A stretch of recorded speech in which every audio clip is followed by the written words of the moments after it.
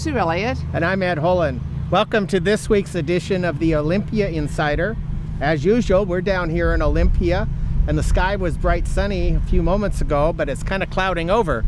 And I don't know if that's a sign of things to come or not. Well, today we know the Senate's going to release its budget.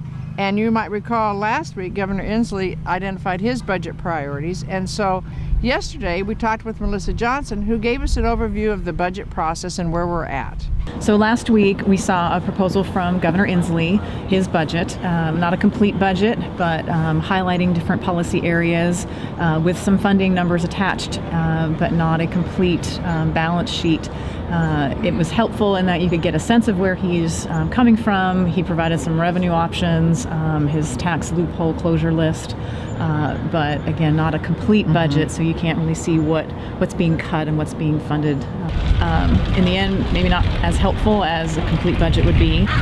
The Senate Majority Caucus Coalition is expected to release their budget. It could be tomorrow. I think that's what I keep hearing. And I know that they've been struggling with how to cut programs and not raise any revenue.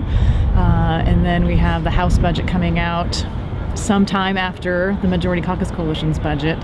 And we expect to see some revenue similar to the governor's proposal, and perhaps additional revenue. And then what's happening in relationship to the end of session? I was listening to TVW, and I was hearing Austin Jenkins say that they think that there'll probably be a special session. Is that sort of what their sense? That's my sense. It's already, this is the 10th week. We have like 3.5 weeks left of session to go. We haven't seen we've seen one budget proposal, haven't seen two of the real budgets. Given past experience, it doesn't lend itself to them negotiating it within 3.5 weeks and coming with the deal. Okay, well, thank you, Melissa. All right, thanks, Sue.